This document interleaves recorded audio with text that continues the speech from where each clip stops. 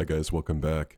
So today we're going to do a word cloud. So you can make a word cloud in Python from a website, and you can scrape the information, you can scrape the text from the website and create this really cool visual showing the frequency in which words occur. You can see this is a word cloud. It's for a FOMC meeting. So it's a Federal Open Market Committee press release, and here's what that looks like. This one is from November 7th, 2024. This is the most recent meeting from the Fed. And you can see here we have, well, about four paragraphs of information, basically where the committee explains what they're looking at, what they think will happen in the future, and their goals, like their objectives for inflation and so on. So this is the word cloud. Now, it's not too hard to make one of these. You need to have Python, and you need to use some packages made for Python. And we're going to go through some of those packages in this program code that I made. Basically, there's requests, BeautifulSoup. There's a natural language processing section here. We use the NLTK package. And finally, we have the word cloud, where we create the image. So let's go through this. I'll kind of go through line by line. Kind of the most important section here is the natural language processing section. If you're interested in natural language processing, this is the section to pay attention to. Really fun processing techniques here. Now, this word cloud itself maybe isn't so useful, right? It's just a visual, kind of fun, interesting, colorful, but it's the natural language processing techniques here that you can find useful. So let's jump into this. So in the beginning, we have these packages and modules that you want to import into Python. Now, before you could even import these packages and modules, you want to install Python on your computer. So I recommend going to like YouTube, following a YouTube tutorial, and just go step by step, install everything, follow the documentation if you need to. It's really not too bad. A couple things you're going to want is the PIP installer, the pip installer. It's going to be really useful. And usually when you install Python, you get that stuff with it. You definitely want that. So here's a couple things you want to install. If you have pip installed, pip install Wordcloud. Now I already have this installed, so it's not going to really do anything here. We have Pillow. Again, everything's already on here. NLTK. Already on here. Get everything from NLTK. Yeah, we want this whole package, so be sure to do that too. And once you have that stuff, those packages, then we import the modules. Here's Wordcloud. Here we went from Wordcloud. We want to import Wordcloud. From PIL, we want to import image. We're going to import requests. What are some of these things?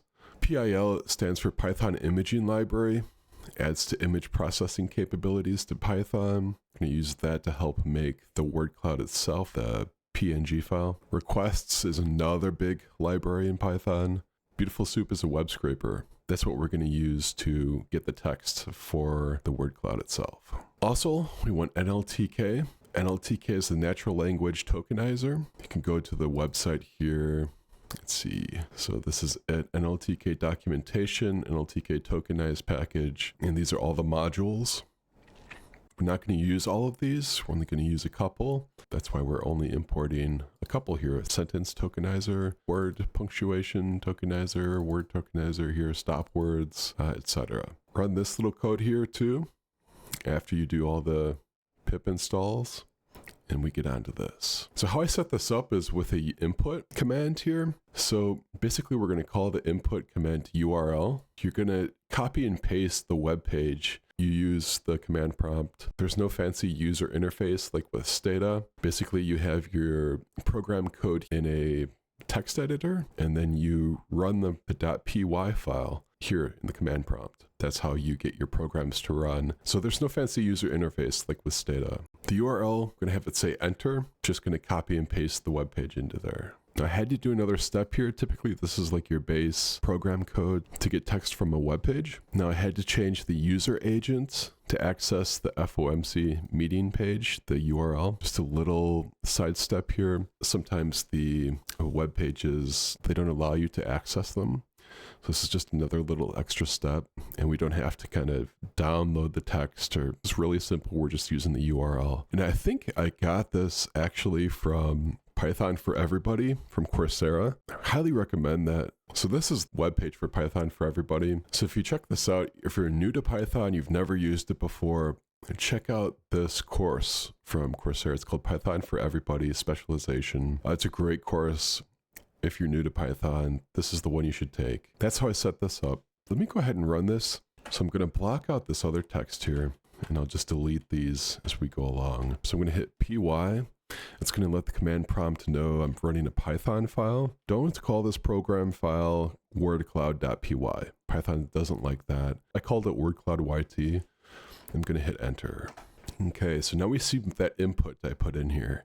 All this stuff before it ran, and in the background, you're not going to see anything show up. Now we're going to look at the 2024 FOMC meeting from November 7th. You can see these last numbers here in the URL to note the date of the FOMC meeting. Control C, Control V. You can see the URL right here, and I'm going to hit enter, and that's it. So that's the first part here. We've created the soup item here from the BeautifulSoup module. We had to do this little request here. We changed the user agent, call HTML this other thing. What's being read, what we're going to use for BeautifulSoup here. So I call HTML this stuff, and then HTML is here as the first item in the module. And we're going to use HTML parser. It's going to parse our web page. I'm going to call this next thing text, and that's going to use this soup thing that we have here. Text is just going to get the text we want from that web page. If you look at this web page, the FOMC meeting, we have all this text. So BeautifulSoup is looking at the web page as a whole. It's looking at the text here in the center that we want, in addition to all these headers with information that we don't want. And so we don't want any of this stuff here. And these are just links to other web pages. Not really useful for us. What's BeautifulSoup looking at here? Let's go to the page source. So if you right click and go to view page source, this is what the page looks like in HTML. And so here we have all of these links. Link to the Facebook page for the Federal Reserve. And one thing, if you're not familiar with HTML, they use tags, they use attributes and classes and things like that. We want to look for just those 4 paragraphs of text. But because the HTML is laid out with tags and classes, we can easily identify the paragraphs that we want. Okay, so here are those paragraphs. You can see here we have to scroll to the right to get most of the text here, but it's all right there. Recent indicators suggest that economic activity has continued to expand at a solid pace. Let's look at the web page. Yeah, here it is. Recent indicators suggest that the economic activity has continued to expand at a solid pace. This is it. So if you check this out, this is under the class of COL XS12, COL SM8, COL MD8. This is the class that we can use. It's a unique identifier for this text, for these 4 paragraphs. BeautifulSoup can say, oh, okay, you just want this little part here identified by this class rather than everything on this web page. So let's run this, and I'm going to show the text here. I'm going to hit print and then text, and we're going to see what that text looks like.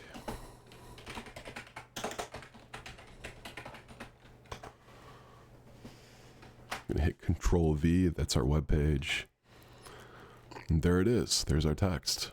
What else did I do here to define text? So we have our class and we have that identifier. I stripped the white space from this. Let's actually show you what it looks like without the white space stripped. I'll save it. I'm going to run this again.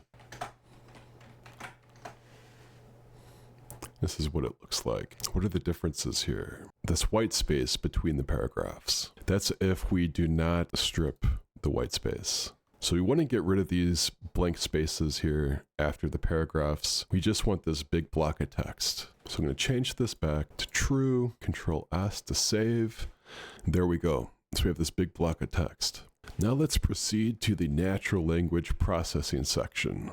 The first one we're going to look at is sent, which is the sentence tokenizer. So basically we're going to create a list out of all this text. And through these different steps here, we're going to create a list of lists. We're going to remove punctuation. We're going to remove capitalization. Going to remove stop words, which we'll see what that is. And we're going to take each word and take it down to its base form. It's called lemmatization. So let's do sentence first here, sent, and we'll print that out. And I can show you what that looks like. Now check this out. If you want to follow a guide when doing this word cloud, check out this page from medium.com. It's from Brandon Say. That's where I got a lot of this code. Okay, here's one of his word clouds here. He's mapped it onto a fun image. This is with Star Wars. I think this is like a stormtrooper helmet. Now, his example goes through and he does a word cloud from a PDF. Here, we're looking at a URL. That's where I changed it a bit. But these steps down here, removing capitalization, this code here is basically identical. Okay. So we have our list. This is a list of sentences. You have the brackets here. This denotes a list. And we have an open bracket here at the beginning and a closed bracket here at the end. We've just made one long list of sentences. Each item in the list is a sentence. So we didn't have that before, right? Just with text, we didn't have any brackets, we didn't have a list, but we have a list now. And that's how we're going to take down and process this natural language text. We're going to identify the sentences, identify the words, change the words if they need to be changed, eliminate the stuff that we don't need, and then do whatever we want to do with the text. So the next step here is words. Okay.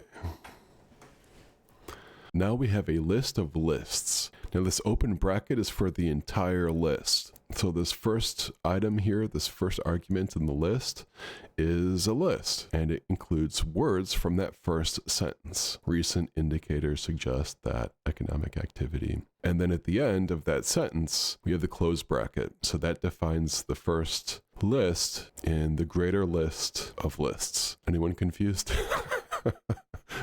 No. So the second item here is another list. It's a list of words. This is the second sentence. Each item in the list is separated by the comma, and we have the dashes. These are all strings within the list. Now, why are we going through all this? This is going to help with our processing. We identify this stuff first, and then we go through and change and keep what we want or drop what we don't want. The next is list words. Now we have a long list. We don't have a list of lists anymore. And these are words from the previous text just as items in the list. The first couple words here, recent indicators suggest that economic activity has continued to expand at a solid pace. And we can see some of them repeat, like committee. Here we see committee more than once. But we also have stuff like this punctuation. Inflation here is capitalized. Inflation is probably going to occur more than once in this text. It might be capitalized here, but in another instance, it might be in lowercase. Why don't we just make everything in lowercase and then combine it? So those words should reflect in the word cloud as one word. So we're going to look at the next step here. So let's print now low words.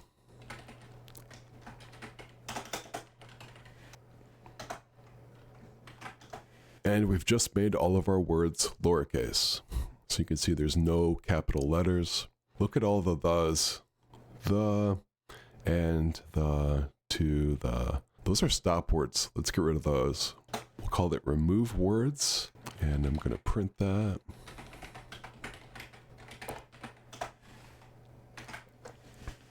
And they're gone. So we've removed the stop words. That's what we want. We don't need them. They're out. Now, how about this punctuation? We have periods, semicolons, more periods. Let's drop them. This is called punc words, P-U-N-C. All right, punctuation's gone. Now, what else could we do here? We got rid of the punctuation, it's lowercase. We have some things like continued with a D at the end, or implications. We have an S, so it's plural.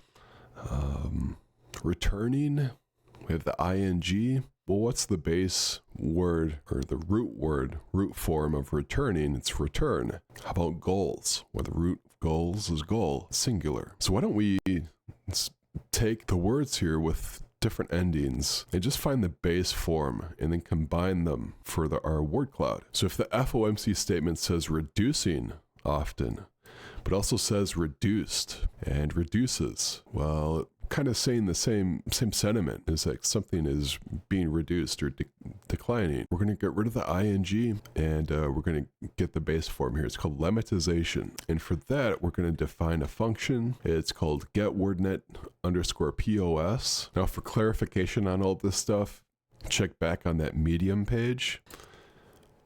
Here you can see each step and a nice little description of what the step entails. We've removed the punctuation. Now for the lemmatization, this POS is called part of speech.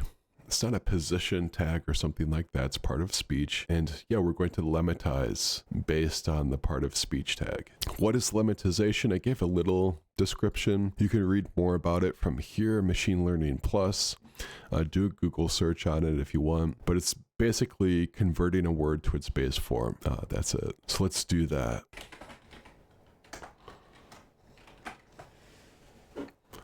All right, so like before, everything is still lowercase. I've left all that code in from before, except we now have changed some words to their base form. So let's see if we can note some things here. Let's see if anything is different. Here's one I noticed here from before. Before lemmatization, we had issued, and now we have issue. Here's another risk here, judge risk, attentive risk. Rather than before we had risks, attentive risks. So we got rid of the plural form of the word. We now just have the root form. Now, if you're looking at this text and you say, well, there's still some words here that I don't really want to put into the word cloud. We don't really need them. Or maybe you're comparing FOMC statements, one meeting to another meeting, and language is basically the same. You don't need frequently occurring words from both statements if they're basically the same. So check this out. We have the statement from November 7th, 2024, and this is from March 20th, 2024. And the FOMC statement here is really similar. And we're about 8 months apart from March to November. So back in March, recent indicators suggest that economic activity has been expanding at a solid pace. Now November, recent indicators suggest that economic activity has continued to expand at a solid pace. So very similar language. So the second paragraph, the committee seeks to achieve maximum employment and inflation at the rate of 2% over the longer run. Committee seeks to achieve maximum employment and inflation at the rate of 2% over the longer run. Basically the same sentence. So a lot of the language in these press releases, they're the same. So whoever comes up and writes these press releases for these FOMC statements, I think they're using copy paste, right? But so are we. Now, what's different here, if you check out the range for the federal funds rate, that is different. Here it's from 4.5% to 4.75%. That's in November. And then here in March, it's 5.25% to 5.5%. Okay, that's the range with which they try and hit and target the federal funds rate. So some of these words, if we're comparing FOMC statements, we don't really need them in our word cloud. We want the words that are frequently occurring within the text and maybe differ from other FOMC statements. We could come up with a list here of those words to delete, and I have a couple words here that we could delete, but we'll delete committee, we'll delete percent, federal rate, economic, labor, remain, range, and we'll define it as words_v2. We'll create a unique string where we're going to join the words v2 into this thing we call unique string, and we're going to print the unique string. We have an interesting way to just delete words from our text here, what we call final words. All right, so you shouldn't see committee anywhere in here. You shouldn't see percent or federal. Those words should be gone, and I don't see them anywhere here. So we're good. Now we create the word cloud. Remember, if you make a mistake in your program code, Control Z goes back to whatever you did before the mistake. Super helpful. So word cloud is what we're going to define as the module here. Maybe it's a submodule, and it's going to have a width of 1,000, height of 500, and we're going to generate it with this unique string that we made before. Okay, and then we're going to take that thing called Wordcloud, and we're going to make it into a PNG file, an image file. We're going to call that image word_cloud.png. So the Wordcloud PNG file doesn't pop up right in your face. It's in your working directory, right? Wherever you set your working directory, that's where the Wordcloud is going to be. Now mine is set at users lens E, okay, the C drive. So if I go there, I'm going to see it. You can click date modified, and that's going to show the most recent thing you've made in your user directory. And you can see here, I just made this word_cloud. Let's open it up. There it is. Wow, inflation, there it is, right front and center. Glad I included this. Glad I didn't delete it. Would we expect inflation to be frequently occurring in the FOMC meeting statement? Yeah, the Fed cares about inflation. They care about employment here. They care about targets. You can see in their language, they set targets for the federal funds rate. Yeah, maybe not surprising here that inflation is the biggest word here, the most frequently occurring word. That's what the Fed is mainly concerned with. And this is from the March 20th of this year, 2024 FOMC statement. Now, what might be kind of interesting is to look back before COVID. Was the Fed concerned with inflation? Were they talking about risk back then? Let's check it out here. So if I put in the program code, this is from March 20th, 2020. So I copied and pasted this URL for that March 20th, 2019 FOMC statement. We're going to see if it's any different. So let's open the Wordcloud. Here's the new version. And we can see inflation here is up, still a factor. Inflation is always a factor for the Fed. The Fed targets unemployment, inflation. This is not a surprise. What we don't see is that word risk. Back in 2019, we didn't have the risks that we do now. Maybe that's kind of important here to set a distinction. We have employment. I don't see much else here to kind of glean from this. But maybe the longer you kind of stare at these, the more information you can kind of tease out from them. But I think just a fun visual and a good example for you to get used to using natural language tools in Python. So if you like this video, go ahead and like the video or subscribe to me. I'm going to be posting some more videos related to Python and natural language processing. I think this is a really interesting area. And thanks for watching.